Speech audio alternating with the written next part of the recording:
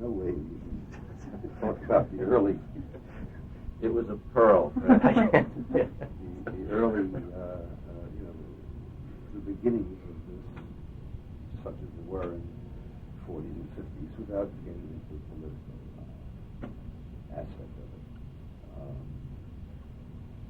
I think as years went on, when you got into the 60s, I think the political aura of it sort of disappeared, so you don't have to talk about it. It just wasn't there. It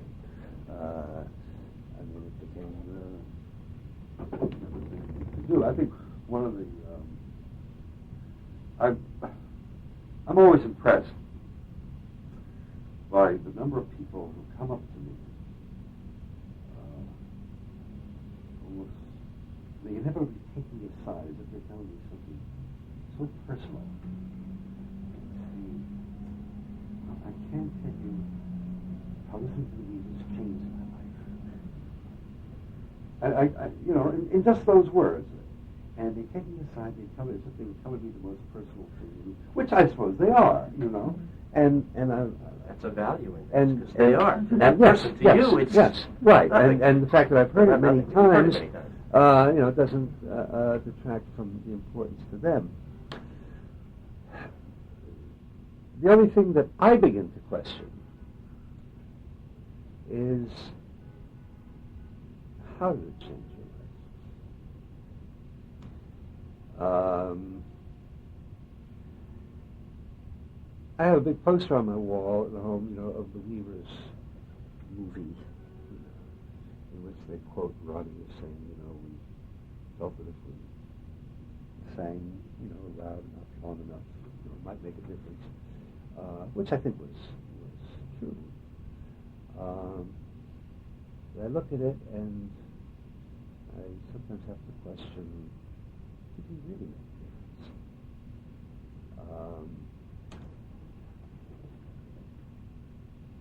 When we have that group, one of our many offspring. Everybody was claiming to be descendants of us. Some of them bastard descendants. One of the Kingston descendants, which they came quicker and more furiously. The highwaymen, right?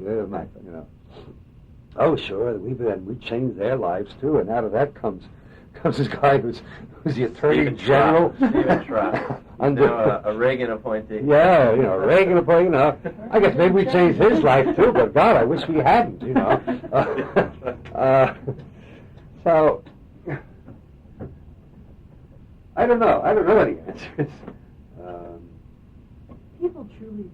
It's interesting because people truly believe this. Part of this advisory. Oh, I don't question that. No, but it's interesting. Let's say one of the people on our board is Dick Flax, who was he was so passionate about how this music, till this day, influences him. And maybe in what he does in his life, it probably has. But it's really, so you'll get various people. He's been politically active. He's an academic, of course, but he's I don't question. That they did have an effect on people, but I sometimes wonder about it. There are two comments that come to mind in listening to what you're saying from people that we spoke to. Archie Green, what he said, which struck you, he said that for those that came in the 60s, you talked about the political milieu, Bob Dylan, who I think truly has no politics, when you get down to it, Phil Oakes, Tom Paxton, he said those folks had a ready-made environment. They didn't have to worry about going to party meetings. They didn't have to worry about hearing to the line. All they had to do was show up with their guitars, and they could be political, because there was, by the time they showed up on the scene, for one, there was a political milieu that had been created around what they were doing, and two, there was now a record industry that could get them out, so they could be topical singers, protest singers, what have you, and sort of fit themselves into a thing. And be very much part of the establishment. And very much part of the anti-establishment establishment. and Ken Goldstein, who in talking about the same topic, said to me very bluntly, and it's a simplistic comment, although Ken could have expanded, but the comment was, in talking about the politics, he said, you've got to understand that 99% of the politics in this country is dumb politics. And so, you get... Somewhere in the 60s, with Sidney Carter, Sidney Carter is a wonderful English songwriter. In also respectful. These are some very wonderful hymns and stuff which are anyway, back in the 60s, wrote a song with him called "The Sound of Protest Has Begun to Pay," which I think the King, not the Kingston Trio, Chad Mitchell Trio. Anyway, I think protest became a very in thing. But if it did become I mean it's a tremendous effect. No, it's a good thing. I'm not. And I would defend Dylan at that stage. All the others, they were sincere about it. They were not as politically orientated as we may have been at that time. Yeah, and right. There was no need to be like that because we were already questioning things. No, I agree. I mean, I'm glad it existed. I take a position against the academics, including Goldstein and Archie, who were the theoreticians, but never on the fucking scene. Yeah. I didn't even know these people personally. Let me tell you, I went to moratorium marches where, they'd play a commercial group, they'd play Peter, Paul, and Mary, they'd play Dylan, and everybody would sing along, and everybody would like it, and they'd want to go to the next demonstration. And to this day, I personally believe that it ended the war. I believe that it. I don't know that it ended the war. I mean, but the ultimate is when you have these pro-life groups picketing and singing "We Shall Overcome." Oh, I know. I mean, there you have it, right? Somewhere we may have changed their lives too, but I wish we hadn't. Well, now that's a big argument. What is commercial? Yeah. The Weavers were attacked. one of the things we wanted to talk about with you folks, and why we wanted to talk to you folks about. Commercial is when you get out and deal with the masses that you want to deal with. Yeah. Suddenly you got 10,000 people to give a training. Go back to your circle of academics. We wanted to talk to you about the decision to go commercial and how it we didn't make a decision affected to go you. commercial. No, smoking what he's looking. Huh? Less smoking. Okay. We didn't make a decision to go commercial. Just wanted to sing. Okay. Period. And people came to hear us. Swell. Somebody wants to pay us more money than we were getting there for singing before. Fine. That's going commercial, so so be it. I don't know what the hell that word means anymore. You see, there's a whole vocabulary that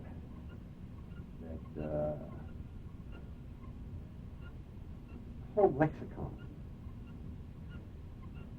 that's disappeared and another one has replaced it. Certain terms become meaningless. When people are talking about folk music, I mean, I turn off. I don't know what you're talking about. You're talking about folk music. I don't know what you're talking about. If we go back to, I cringe when anyone calls me a folk singer. I don't know what the hell that is. When I first started, when I was in college, folk music had certain definitions. Oral tradition. It was something usually anonymous authorship. And that's right. None of those definitions. You can stand up for 5 seconds today when people talk about it. So I don't know what the hell they're talking about. In the same way, I don't know what commercial is. I remember once, years ago, when Woody was living out in Coney Island, I played some song with him, and I'd say, keep C. I stuck in a D7 chord. Oh, that's a commercial chord, says Woody. Forget that. I called it a commercial chord. I don't know what the hell it is. I mean, he was wrong, because I didn't make $1 million from the song I was singing. So. When did the term pop up? I mean, you guys are Commercial. What, commercial? Yeah. I mean, where did, obviously. You have to ask people who've used it, because I've never used the term. I mean, you're right. People, and you read the books about the Weavers, and they said the Weavers were "quote unquote" the first commercial band to go. I mean, that is Dunaway's book, which I'm sure you've gone through. Piece of shit. Okay. It talks about arguments about going into nightclubs, and Well, yeah, no, it's true. There may have been some arguments about going into nightclubs, but they were very short-lived. I mean, the fact is, we wanted to sing. It was either that or not sing. All the non-commercial audience wasn't hiring us. Can we go back a little earlier and to the almanacs? And I gather that you were a teenager in the 40s, going over to again. My reference is Dunaway's material and Woody Guthrie's biography by Joe Klein. Yeah, I'll tell you what's a very good book, and that is what's her name? Doris Kaplan's book about Lee Hayes. Wonderful book. I mean, wonderful. I mean, I have arguments with it, but it's quite a good book. Carol, do you have a copy of the Lee Hayes book, Doris's? Yeah.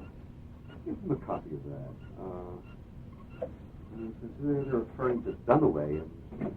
Well, this is what you read. Do you know what I mean? Yeah, This is what you get to read. And it's crap. It's crap. It's so wrong. Aside from the statements of fact, that the whole approach to it just doesn't touch reality. That's where you get. That's why we come and talk to people, because all you have is to read these books, and you can say, okay, is this the statement of fact? Because it is. He did. I mean, it's in depth. Whether it's wrong or not, he did a lot of research into it. Thank you. So you read this and you go, well, is this? That's the only thing you have to go by. Is this the truth? And you come and you talk to someone and you go, wait. Don't talk about misquoting the facts. Well, that's a very good book. Okay. It's a very good book. Give you a very good sense of what was going on there. So, these arguments. Are you willing to tell us some stories and to talk about some specific... Talk about No? Ask me, I'll tell you. Yeah, I wanted to talk more about starting in the 40s and what was going on. You guys just wanted to play music. You said you wanted to play music. Did you want to play music to organize, change, to change the world, or did you to just change want to play society? music? Because the almanacs, from what we read, again, they talk about, and Dunaway and Klein as well, I think, contrasts the almanacs with the Weavers. The almanacs being those who went out to sing Union songs, sing peace songs before the war. And after the war, with the formation of People's Songs, Pete wanted to spread the Union word around the nation, and he saw him to do that. Well, I don't think it was as calculated as that, because it simply wasn't. The almanacs were of a very different time, and although there may have only been maybe 7, 8 years separating them, it could have been 100 years separating.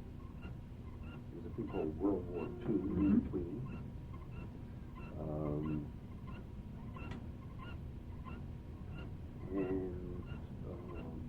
So it was a big difference.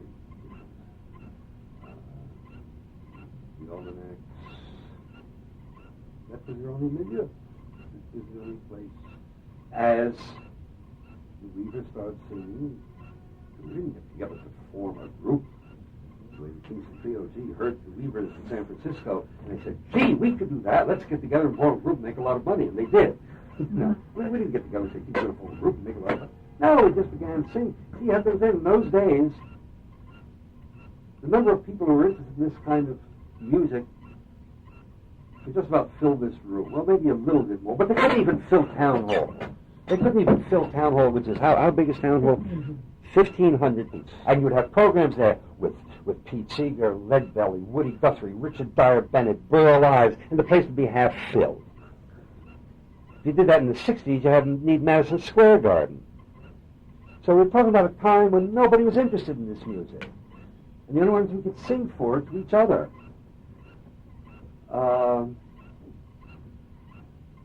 Everybody was looked upon then as a hillbilly coming in from Oklahoma. Nobody can understand what he's saying. So the only people who listen to us would be each other. And when we began singing, we just began singing because we enjoyed the fact of singing. Period. the idea that we could, oh, sure, I was going out, I was doing bookings for $5 a night, and Pete Seeger was the big star of that time. He was doing bookings for $15 a night. Yeah, like commercial for 15, huh? Yeah. And I remember, it's in, let's see, I've known Pete now for 50 years, I can say that. Well, almost 50. Almost 50. More. The most depressed I've ever seen Pete, and is Mr. Sunshine himself. I remember in 1948, when we'd gotten together, we used to meet down in Pete's basement on Wednesday afternoons or whatever to sing. And I remember I'd gotten there a little bit early, and there was Pete lying on his cot.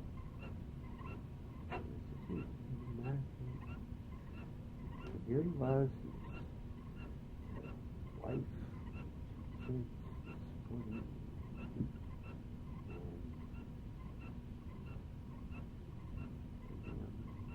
Is this going to have to get a job in the back?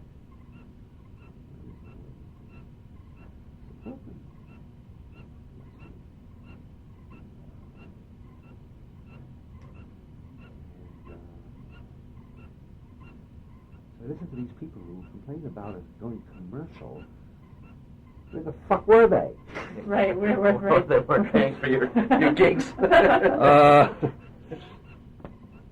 Were you surprised then when you said all of a sudden one day? I mean, was it what happened? Did you Well, start I'll tell you. singing? I'll tell you what happened. It was very, very simple. This was the end of '49. I'm talking about now, and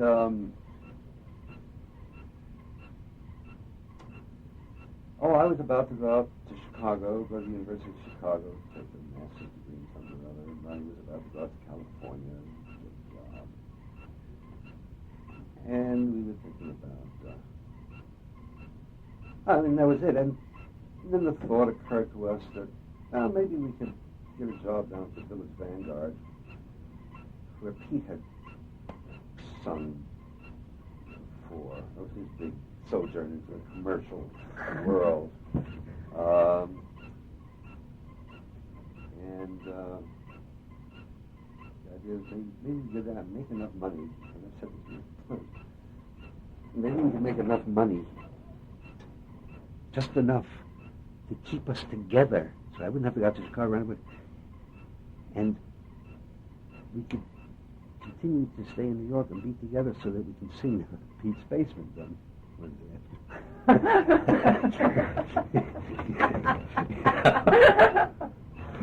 I gather from this that at this point the four of you were close friends along with Oh, other yeah, people. sure. Yeah. And then when finally what turned what they call commercial, we went into the Village Vanguard for $200 a week. Not $200 a week apiece. $200 a week. And how many nights did you play? 5 nights? Oh, no, we did 2 shows a night, 6 nights a week. And you made $200 a week. $200 a week for the 4 of us, right? And the biggest sin we committed among some people was that we were successful. That's the unforgivable sin. But anyway, I'm getting away from the point, which I confess to have forgotten. Were you surprised? The question was, were you surprised? No. The point I wanted to make was that at the time you couldn't separate whatever music we were offering up from whatever politics we were offering up. They were just absolutely, we were these are the only songs we knew as a group. What were you performing in the Vanguard? I mean, what I can associate with the Weavers is what I've heard on the record, Zena, Irene, not but pre that, that's what we were you're in the performing. Vanguard, that's what you were doing. Okay. We were also performing songs from the Spanish Civil War. Like Venga Jaleo. Our repertoire never changed. I don't mean that we didn't add No, I songs, understand. You always performed But, other songs that you had been doing. but we never, well, I should say never. occasionally had a few forays into attempts to try to do a commercial song. But they were such dismal failures, we just weren't very good at it. The only thing we could do was what we did. And in that sense, we were always amateurs. In that sense, we were always amateurs. By what I mean, people always confuse amateur with as opposed to professional. Professional is where you make money as an amateur. No, that's not the difference. That's not the difference. The difference is that a professional give a hand in for any kind of song, and they'll do it. Like they would sing it all their lives. An amateur can only do the thing they know how to do. And in that sense, we were amateurs. We always were. Always were.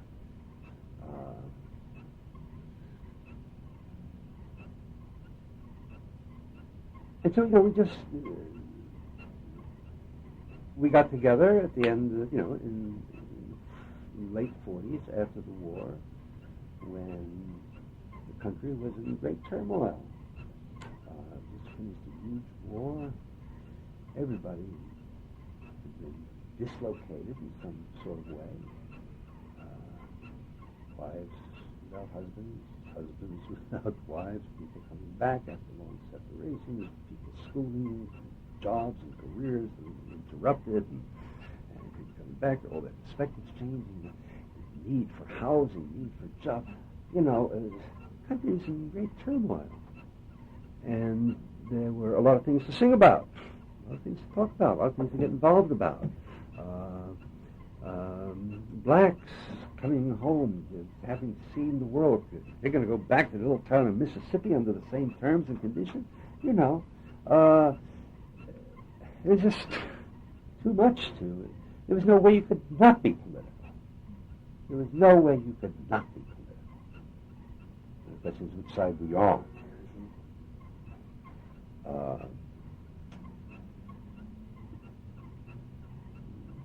So that these were the songs that we sang, and sing about things that we cared about.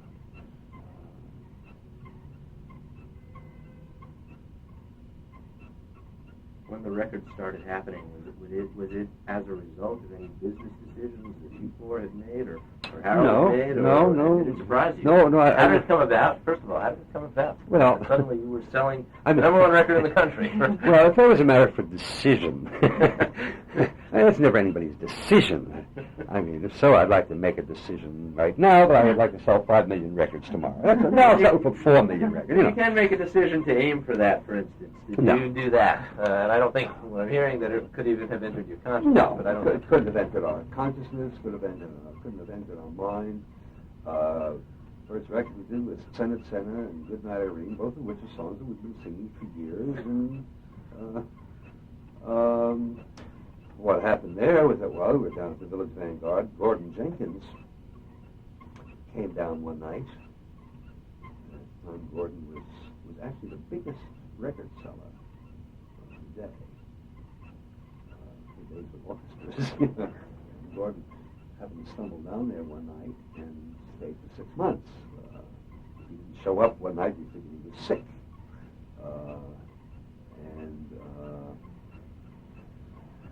It was through Gordon that he insisted that, he ordered Decca, and, he wanted to record with us, and Gordon was able to dress us up and, and add orchestras and strings to us and so on. He never once asked us to change a note that we sang. He worked around us. He just said, I'm going to kind of dress this up a little bit. Never asked us what to sing, never told us how to sing it. He knew our arrangements better than we did. And he just rode around us. Did he ever care about your political interests or feelings? Did he care about them? I'm not sure what you mean. You mean in the sense of, was he concerned? Was he from a concerned? commercial Was it, at that point when you met up with him, was there that concern that was going on? No. Okay, that's it. No. As a matter of fact, I'll tell you a very touching story about one. After the Leavers, disappeared and were blacklisted and everything else, Gordon called me one day. He's in New York, he's California. He's in New York, and said, "Listen, Fred, did you get?" And Ronnie had moved back to California. He said, "Listen, Fred, could you come in? I need you. Can you get a couple of singers together? There's a song. We're doing a session, and I need some singers. So I sort of didn't sound like we needed." There was some song called "Good Night, Sweet Dreams, Mary Lou." Nothing like Good Night, Irene, of course. I mean, we weren't trying to duplicate that. And so I got a group together. It was an anonymous group. And we went and recorded it. And in those days, the big record town was Cleveland. Had to break the record in Cleveland. The late 50s. Well, yeah. That was the record town. Cleveland. Well, because there's some big jockeys there, Bill Randall or whatever. And it was the most important. If you broke in Cleveland, then you were on your way. And I later found, and the record comes out.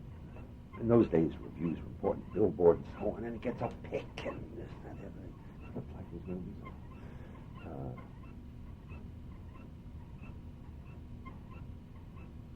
And then all of a sudden the record died. Just disappeared.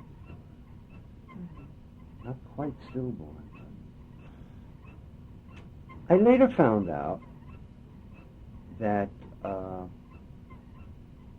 Randall, who was the big #1 jockey in Cleveland, indeed most important, connected the sound there with me and so on.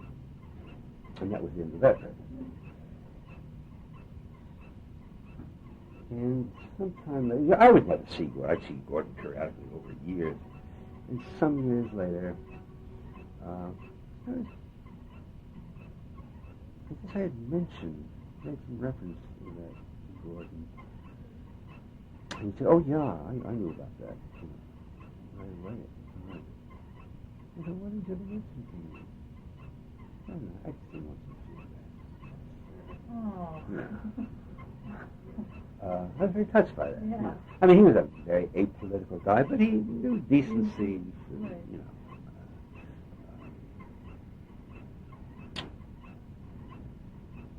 When you started selling all these records, was it a surprise to you? Oh yeah, it was a surprise. It was a very big surprise. What were people calling you then? Were they calling you folk singers? I mean, what That's were it, yeah, yeah. well, what were they? What were you doing? How are you marketing? Yeah.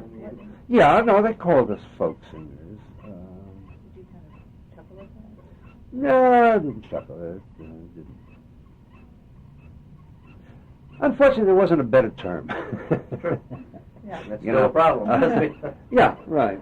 Topical singers haven't come up, but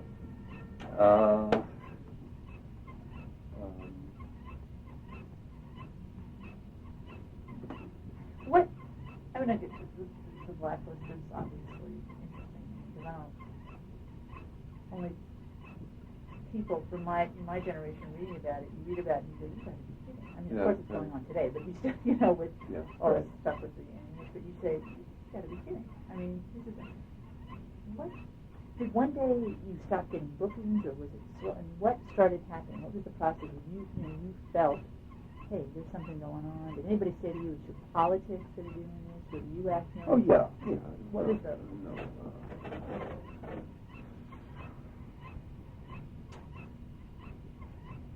Well, I guess it's some kind of historical poetry.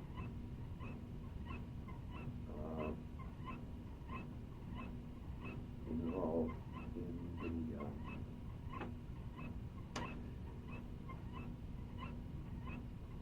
the beginnings. You see, although a little prior to that, there was certain, there was House Un-American Activities Committee, the Drives Committee, and the Hollywood 10, a few years earlier. But the beginnings of the what they call it, a formal blacklist, as it were, began with the publication of a book called Red Channels, which didn't list the Weavers, but did mention Pete Seeger.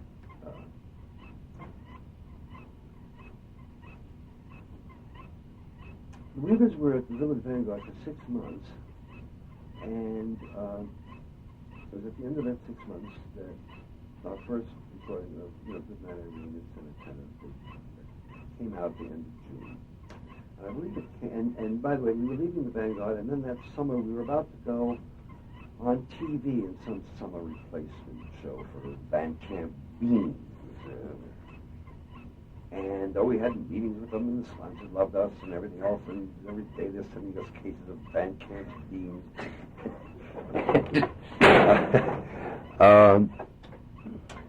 The perfect solution to the hunger of 10 years earlier. And we got millions of things from them, and every one of them was beans.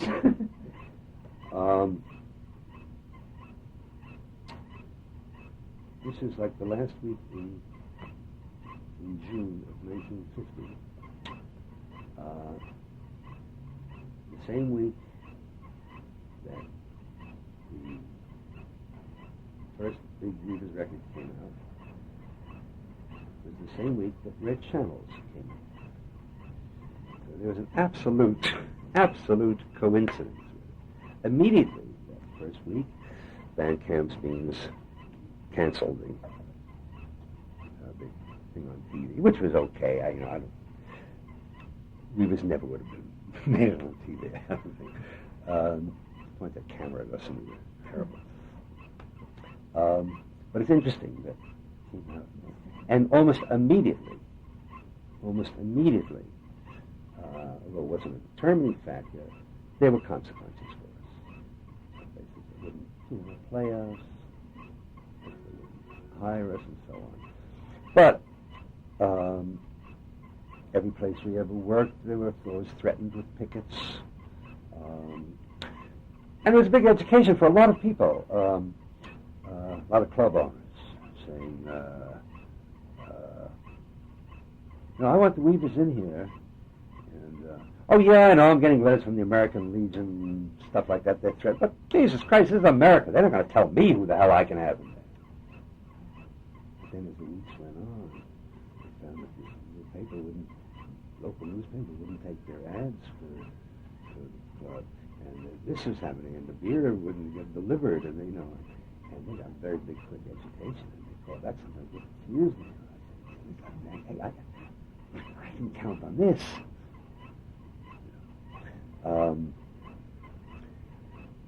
And then ultimately there was a point where there weren't any bookings for us.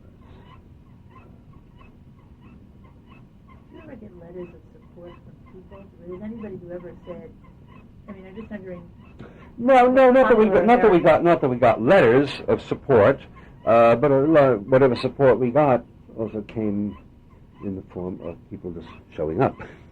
That's one thing that I was curious about. It seems like there was business people, club owners, advertisers, what have you, were afraid of the blacklist. If you could have gotten through to the public, was the public still interested? Did the public give a damn about the blacklist? Could you tell? Yes and no. See, I always look upon the Weavers as having had two audiences, two completely different audiences. Maybe even three audiences. One was the audience from our pre-Weavers days, trade union people, the early people sewing suit man and so on, who felt very proprietary about us.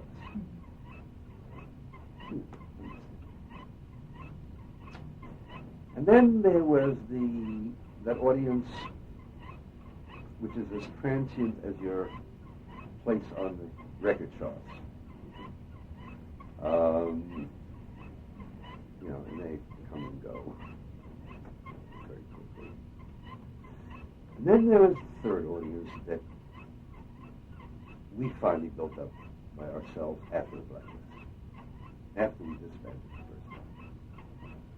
after in 1955, when Harold got us together to do a concert at Carnegie Hall.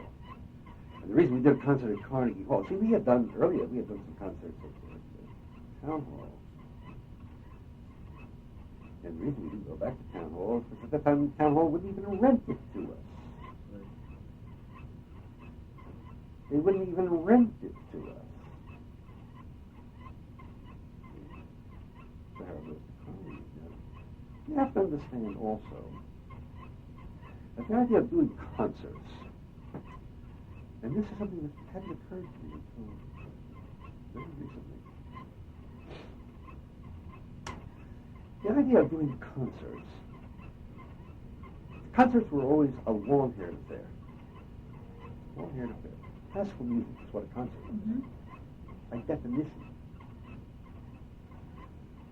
And aside from the Benny Goodman concert in 1939 at Carnegie Hall, Jazz, which was a whole collection of the idea of anything other than classical music being done in concert was unheard of. Absolutely unheard of.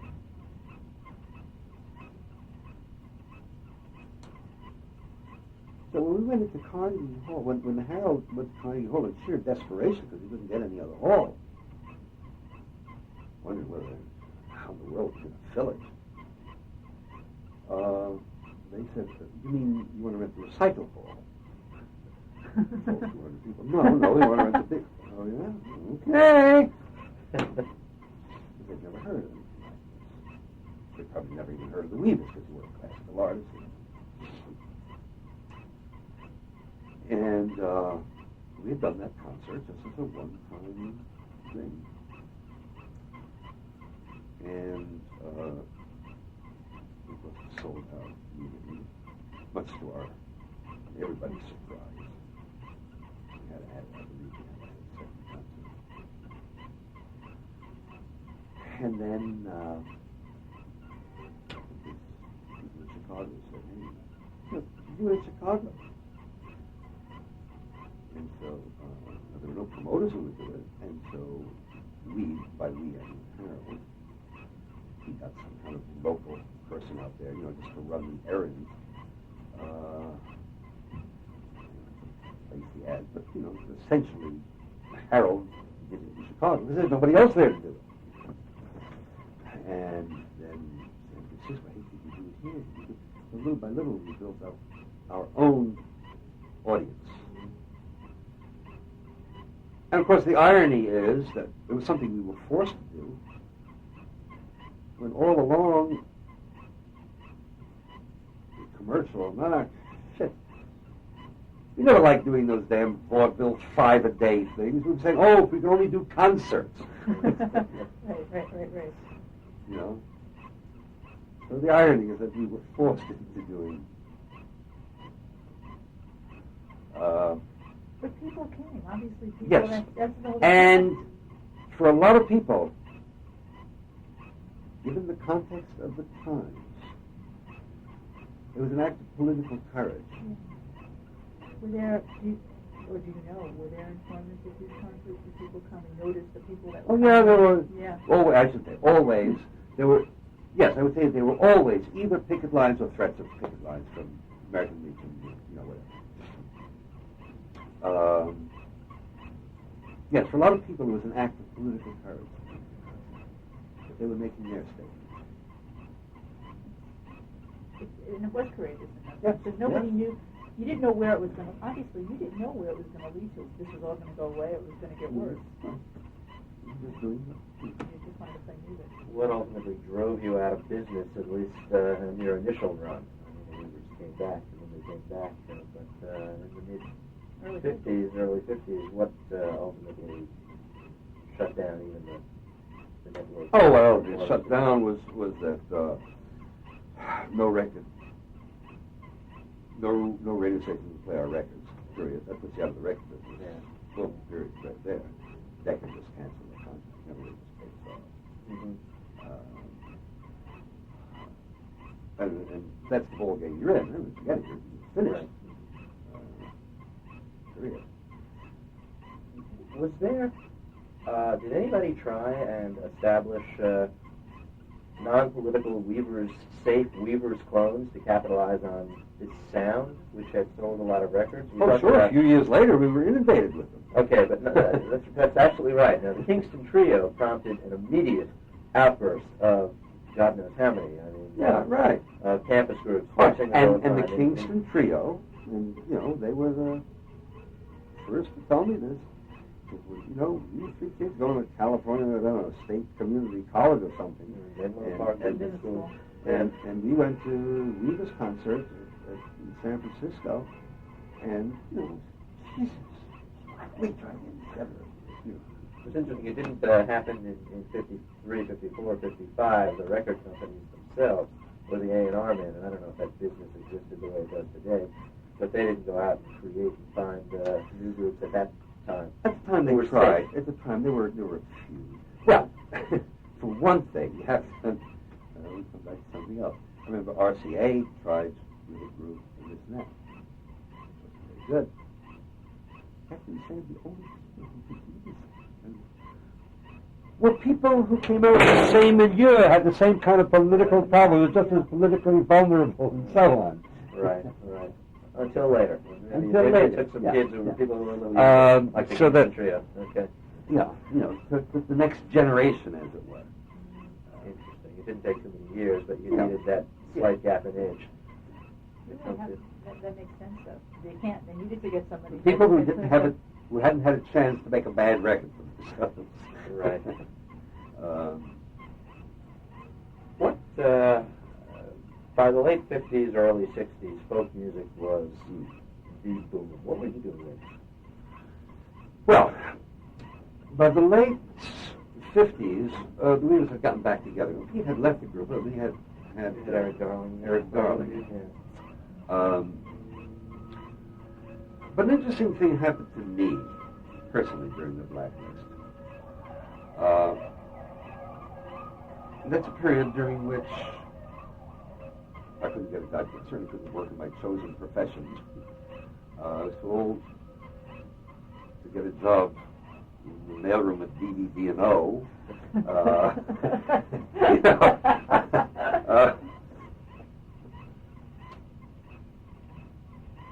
And so I began picking up some books, and that's when I first began learning something about music. I was completely musical illiterate. I began learning something. By default, I had nothing else to do. Wake up every morning and say, what am I going to do today? And then I got together a few people who could sing, sight read, and they, for me, were basically a workshop for myself. And I developed certain skills in terms of arranging, in terms of learning about music. Also, was a period when I first began to write songs, because I could do under a different name. And I began getting songs recorded, Belafonte, and so on. So I was forced to develop a lot of other skills, which I hadn't developed earlier. And in time, somebody, small record company, it was Electra Records, which was working out of a little store, run by these two guys. And this is Fred, had a record session. They're used to recording everything with a guitar, period. It had a bass, so it was a big orchestra already.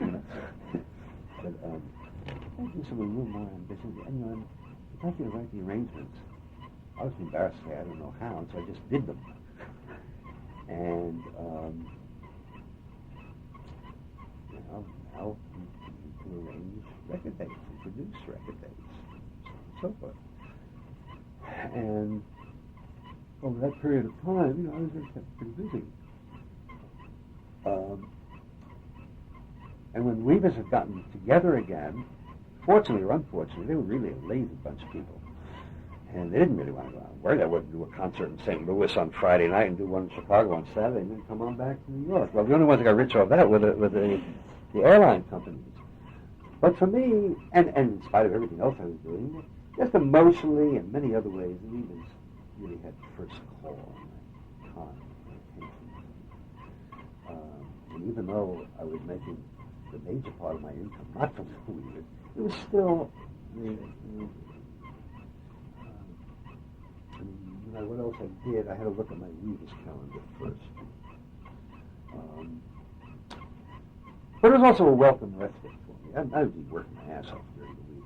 He'd say, "Oh, poor guy, he works so hard on the weekends, you have to go out and do it." But in point of fact, it was the one time a week I could get away from phones and rushing around, and all I had to do was be at the theater and the airport at a given time. The rest of the time I could sit down in the hotel and read a magazine, have a, So actually, I rather enjoyed it. But I mean, it ended up late 50s, and it's been a very productive time for me. Very good productive time. And hey, look, I developed all kinds of other skills, but that's how I wouldn't have developed otherwise.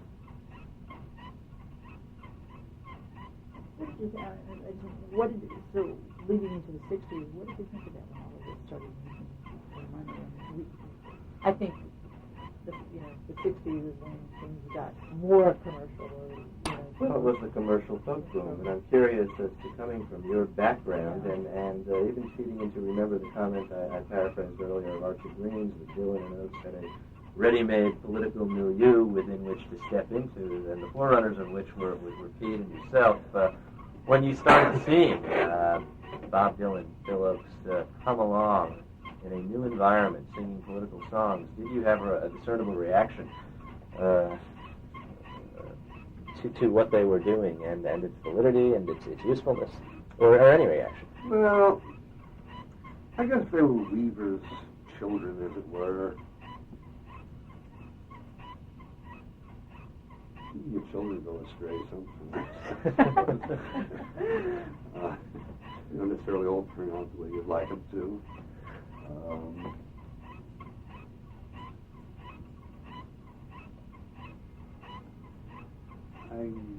I got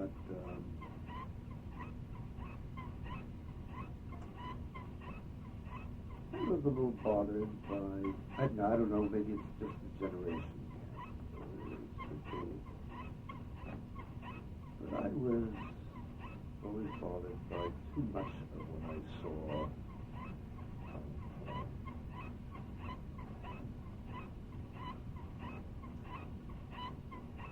Sometimes activity.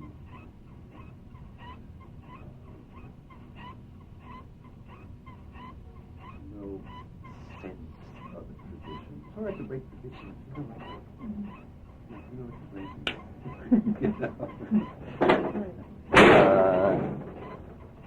I come from a family, a marriage family,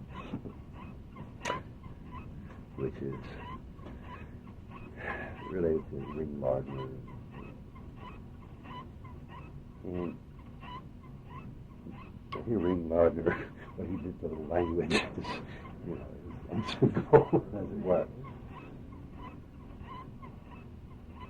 But he, his family, they were really steeped in literature. And, what he was doing wasn't accidental. It wasn't, he was breaking rules, but knowing what he was breaking,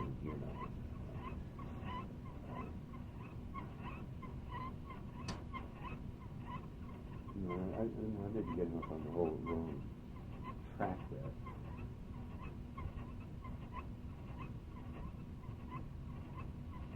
I don't know. A lot of the stuff I saw, was stuff that I really liked. I shouldn't say a lot of it. Some of it. I look at someone like Tom Paxton, and I respect him. Yeah, Tom's aware. He's doing his own thing and making it his own way and making it very much his own, and I have a lot of respect for that.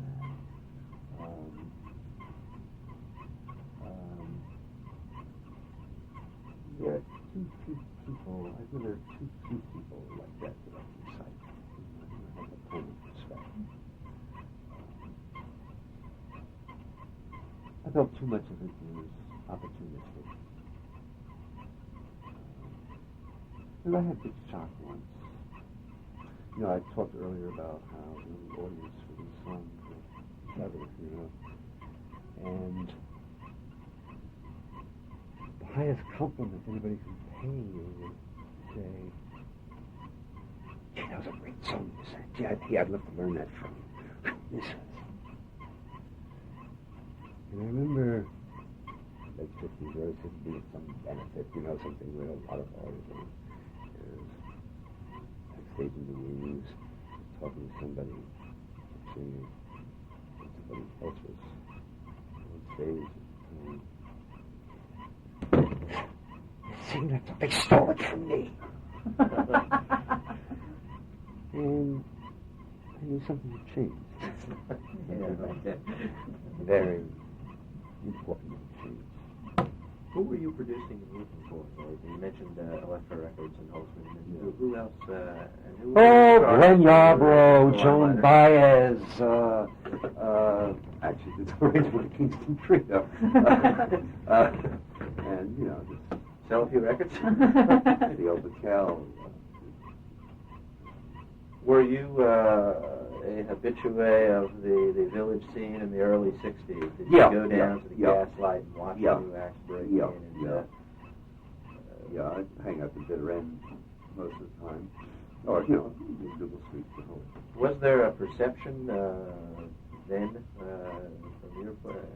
It's easy to look back on a scene and say there was a scene being created there. Was there a perception then that something was happening down there, that there were a lot of people creating some good, some bad, a musical genre flourishing? Well, that's where it's happening. Okay. That's where it's happening. And, you know, I'd be home. I was living in the village. I'd be home. I'd write a song, you know. And the first place I'd do, I'd go down to Alzheimer's again. I just mentioned it. The bitter end. Bitter end. Uh-huh. And I know I'd run into, you know, all kinds of people there. And I'd find some artists, you know, I'd look around, see who's there, and I'd say, oh, Mary. I'd say to Mary Travers or whatever, hey, come in the back, I've got this song. You know, oh, great, you know, we're going in and recording. You know, I mean, that's where you think. I mean, that's clearly where it was happening. And it was an exciting. Were you involved in the early Newport festivals at all, and putting them on, or in the '63 festival? Well, I wasn't. I was involved in only the extent of well, I think we were saying that. But yeah, I mean, I'd be up there. I wasn't involved in it organizationally. Okay. What did you continue to perform other than with the Weavers in their periodic? No, I never really enjoyed performing by myself. Never enjoyed performing by myself. And I'm really a hermit by nature. You know, as I keep discovering more and more and more. See if that's Well, you're wonderful from my perspective, having idea with next time. You're a wonderful person. That's any you are. Don't put me on camera because I'm just talking myself out here. You know. Who was managing back then? Harold. Harold was very different from Grossman, from what I read and gather. I get a facial reaction there, which we cannot capture here.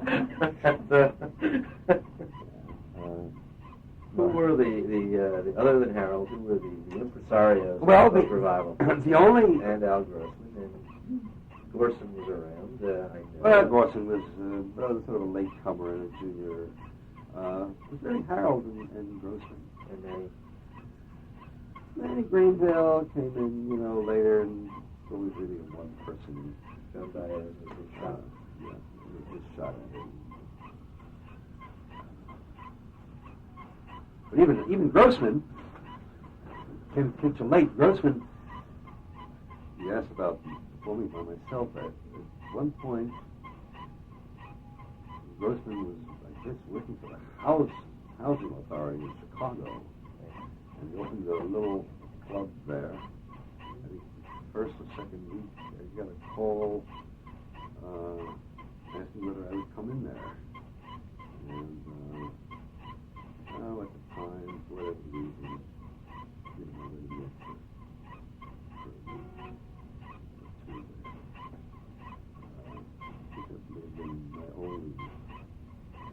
So, may have been working. So, I mean, before the Weavers I did all the time, but I never enjoyed it.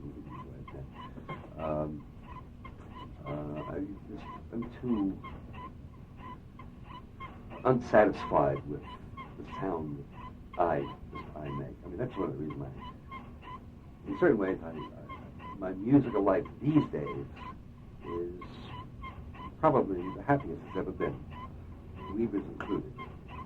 Not that Weavers weren't important, but, I live up in Connecticut and I have my synthesizers and my computers and I'm big orchestra and everything all by myself. And the goddamn stuff turned out exactly the way I wanted to turn out. Good, bad, and different, at least it's what I meant, And it's very satisfying, very satisfying. I love it, absolutely love it. I'm sitting here talking to you, but I can't wait to get home and write.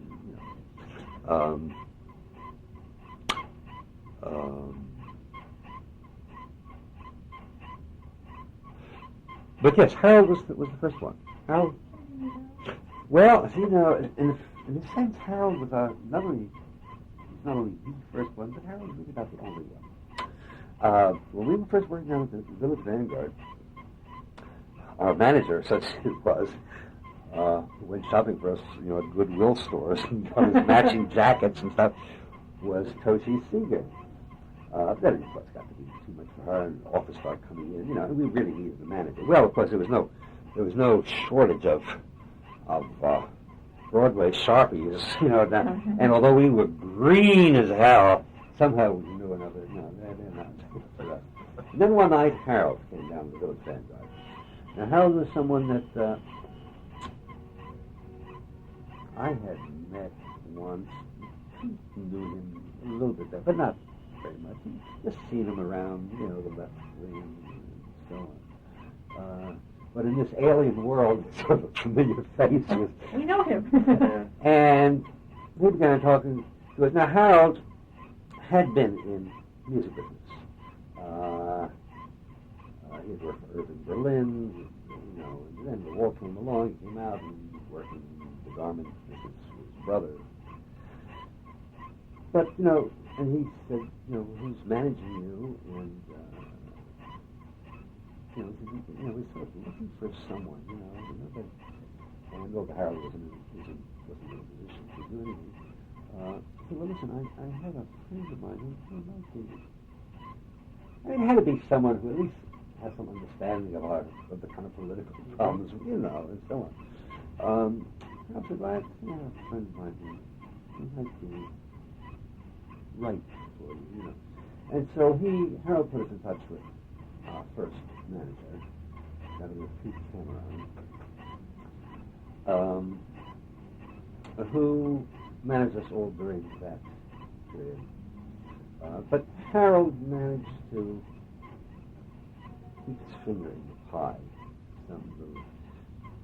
And when the shit hit the fan and everything else, and the rats deserted sinking ships, Pete Cameron was the first one to disappear. And it was dear Harold who stuck around, was our friend, and, in the bad times.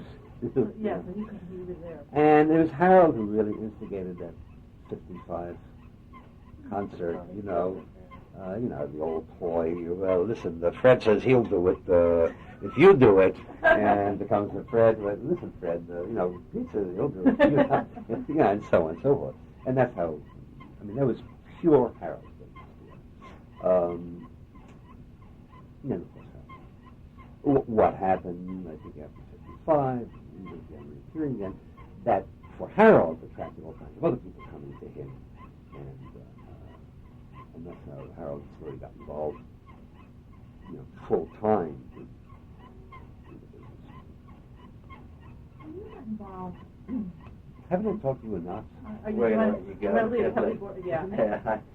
We appreciate it. We're just so, because I said we read the books, but it's never the same as talking to the people. It's your life, it's not ours. So Yeah, it's harder to, so many things. So let me, is it okay if I just ask you more questions? Sure. Okay. No, You've got a topic, I've got a topic, and then the man is free.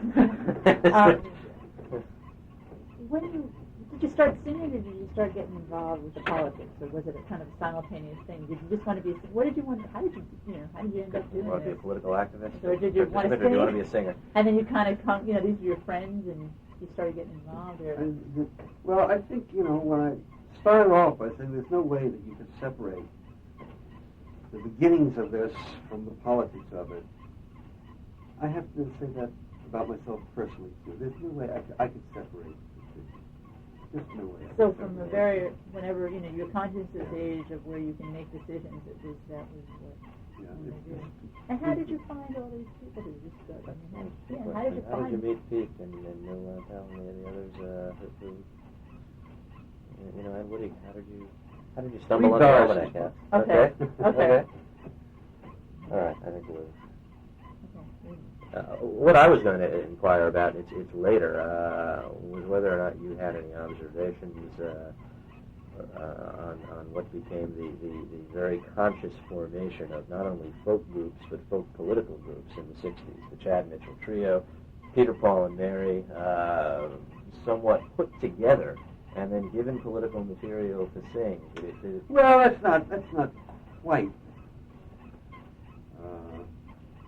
Quite. Well, it is what it is. Why don't you elaborate a little bit? Well, I mean, about that development and things. in a way you have, let's take Peter, Paul, and Mary, for example.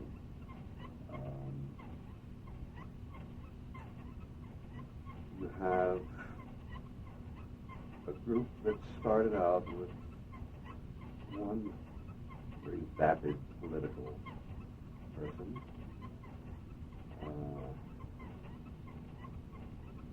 One person who is different pretensions or something, but essentially vapid. And one person who came out of very much left-wing background and so on. Mary Travers? Yeah. Okay. And you had one of those people who developed a big consciousness and sense of, and the third one who found Christ or something. So that I don't know how to answer that question. You have a group like the Mitchell Trio, which in a sense was an artificially put together group.